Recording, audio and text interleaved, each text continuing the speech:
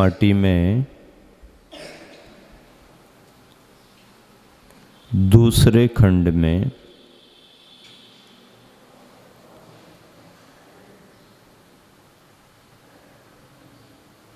माटी की कुंभकार की और कांटों की बातचीत चल रही है।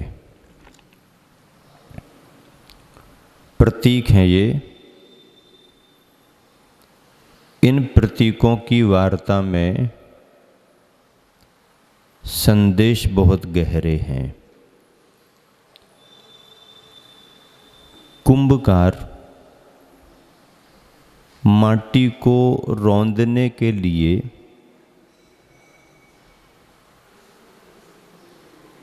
जैसे ही आगे बढ़ता है, कुंभकार के पदों में से आवाज आती है। एक पद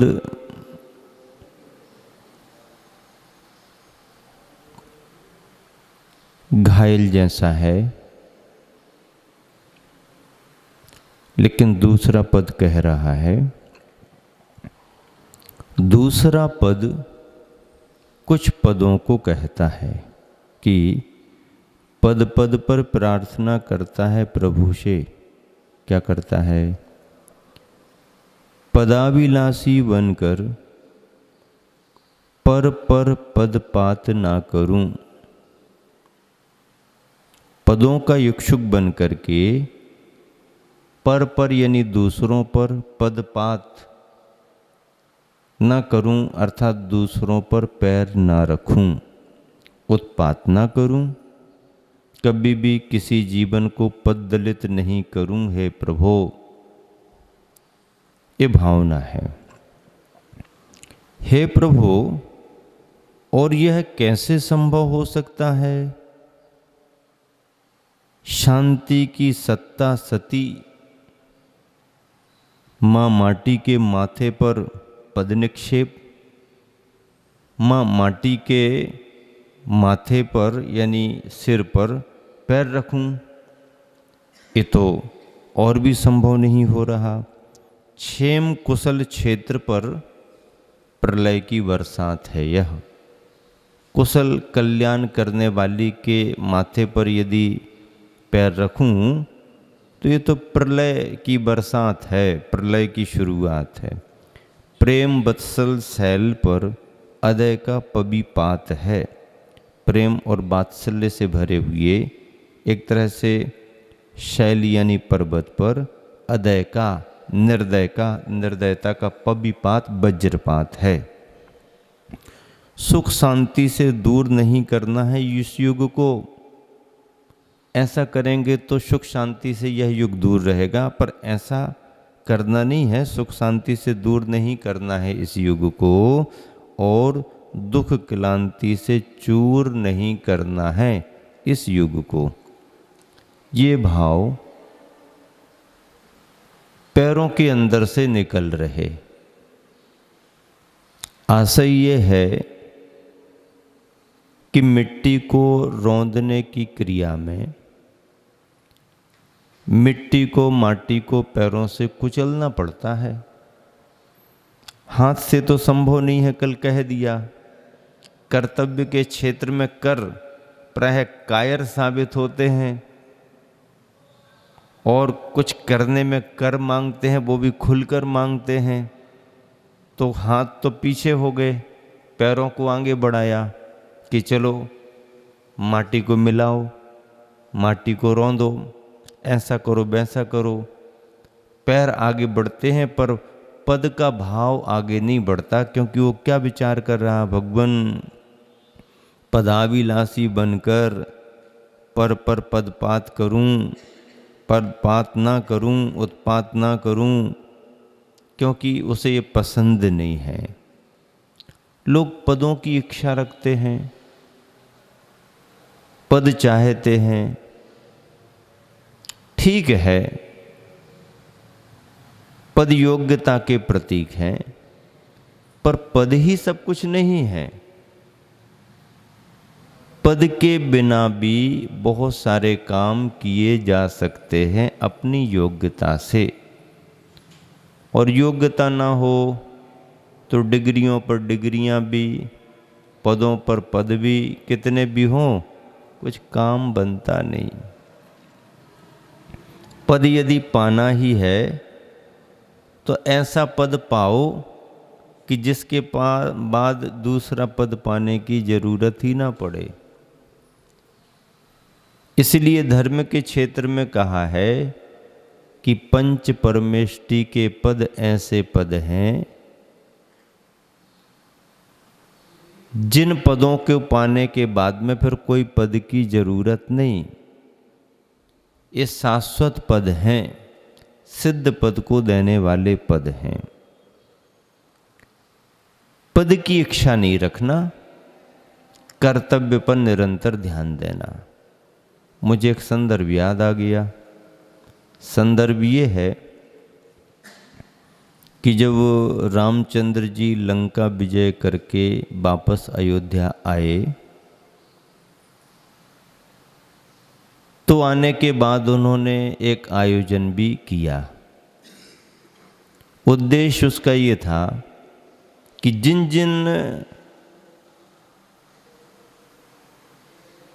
वीरों ने सहयोग किया है युद्ध को जीतने में, सीता को वापस लाने में, उन सबके प्रति कृतज्ञता ज्ञापित की जाए, आभार प्रकट किया जाए।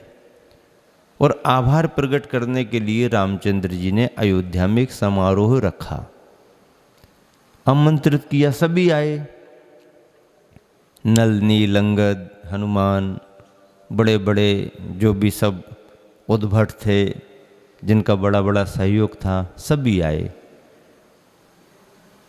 रामचंद्र जी ने सभी का आभार प्रकट करते हुए कहा, अब आप सभी अपनी भावना से कोई एक एक पद मांग सकते हो ताकि कृपा स्वरूप आप सबको वह पद दिया जाएगा। सभी ने कहा ठीक है, आपकी कृपा है, आपकी भावना है तो ठीक है, एक एक पद सभी को मिलना चाहिए। हनुमान का नंबर आया, आपकी क्या इच्छा है? तो उन्होंने कहा नहीं, मैं एक पद नहीं लूँगा, मैं तो 2 पद लूँगा। सब कहने लगे ये मामला ठीक नहीं है, हिसाब किताब बराबर सबका होना चाहिए। जब सभी को एक एक पद दिया जा रहा है तो तुम 2 पद कैसे मांग रहे? बोले नहीं, लूँगा तो 2 ही पद लूँगा, नहीं तो लूँगा ही नहीं। लूँगा तो 2 ही पद लूँगा, अन्यथा लूँगा ही नहीं। अब जरा बेचैनी बड़ी सब में। हनुमान जी जैसे बहुत बड़े सहयोगी और कोई पद ना लें तो भी अच्छा नहीं, और 2 पद मांग रहे हैं, ये भी ठीक नहीं लग रहा है। लेकिन सभी ने कहा कि अब ठीक है, बाकी कुछ नहीं बोले कोई। रामचंद्र जी के ख्याल में आया कि इनसे पूछ तो ले आखिर इनकी इच्छा क्या है। हनुमान जी आप इतने समझदार, इतना सब काम किया, कभी आपने कोई अपेक्षा नहीं रखी, कभी आपने कोई अपनी इच्छा प्रकट नहीं की। जब आज हम अपने मन से कुछ देने को तैयार हैं तो फिर तुम 2 पद पाने की जिद क्यों पकड़ रहे? एक में ही काम चलाओ ना। सभी को एक एक मिल रहा है, तुमको भी एक मिलेगा। रामचंद्र जी को भी उनने कह दिया लूंगा तो 2 लूंगा, अन्यथा एक भी नहीं लूंगा। मामला उलझ गया। सभी ने रामचंद्र जी को कहा कि हनुमान को तो पहले मिलना चाहिए क्योंकि इनका बहुत बड़ा योगदान है। शुरुआत तो खोज खबर की इन्होंने की है, हम लोग तो सहयोगी पार्ट हैं, मेन पार्ट तो इनका है। तो रामचंद्र जी ने कहा अच्छा चलो ठीक है, आप 2 मांगते हो तो 2 देंगे, लेकिन बताओ तो आखिर ऐसा क्यों आप सोच रहे हो, क्या अपेक्षा है? तो आगे बढ़े और आगे बढ़ कर के उन्होंने रामचंद्र जी के दोनों चरण पकड़ लिए। बोले आप यदि कृपा में कुछ देते हो तो मुझे ये दोनों पद, ये दोनों पैर ही आपके चाहिए, बाकी कोई पद की जरूरत नहीं। तब लोगों को मालूम चला कि हम तो सोच रहे थे एक पद की जगह 2-2 पद मांग रहे हैं, आखिर बात कैसी है ऐसी? लेकिन ये तो इन्होंने अलग ही मामला, अलग ही भावना प्रकट कर दी। बाहर के पदों की मुझे जरूरत नहीं है, आप अपनी कृपा से यदि कुछ देना चाहते हो तो मुझे ये दोनों पद मिलें। इन दो पदों की हमारी भावना है, बाकी किसी पद की भावना नहीं। पद भी बहुत कुछ कहना चाहते हैं, बाहर के पदों की बात क्या करें, ये पद तो आज मिले और कल चले जाते हैं। ये सारे बाहर के पद तो दुखों के, समस्याओं के आस्पद हैं, यानी स्थान है। सच्चे पद तो, आत्म पद तो जो हैं वो अपने स्वरूप के हैं, और उन पदों को पाने की जो भावना रखते हैं उनके मन में ही ऐसा चिंतन आता है। गुरुवर आचार्य श्री का चिंतन पदों यानी पैरों के माध्यम से क्या निकल रहा कि पद पद पर प्रार्थना करता है प्रभु से कि कौन, दूसरा पद दूसरा पैर, पदाभिलाषी बनकर पर पर पदपात ना करूं। पैर कह रहा है कि पदाभिलाषी बनकर पर पर पदपात ना करूं, उत्पात ना करूं, कभी भी किसी जीवन को पद दलित नहीं करूं। अपने पैरों के नीचे किसी को दबाऊं नहीं। हे प्रभु, हे प्रभु, और यह कैसे संभव हो सकता है? शांति की सत्ता शती। मां माटी के माथे पर पद निक्षेप, पैरों को रखना, क्षेम कुशल क्षेत्र पर प्रलय की बरसात है यह। अदय का प्रेम वत्सल शैल पर अदय का पविपात है यह। सुख शांति से दूर नहीं करना है यीशु को, और दुख क्लांति से चूर नहीं करना। ऐसा करेंगे तो दुख क्लांति बढ़ेगी, सुख शांति दूर होगी, इसलिए ऐसा नहीं करना। ऐसा जब पद के अंदर से भाव आया, पैर के अंदर से, तो माटी में उतावली की लहर दौड़ आती है, माटी में सहरन आती है। देखो कितना हमारे बारे में सोच रहा है, मुझ पर पैर रखने में कितना संकोच कर रहा है। स्थिति आउली की भी विकल्प जहर छोड़ जाती है। यहाँ से अब आगे क्या घटता है पता नहीं।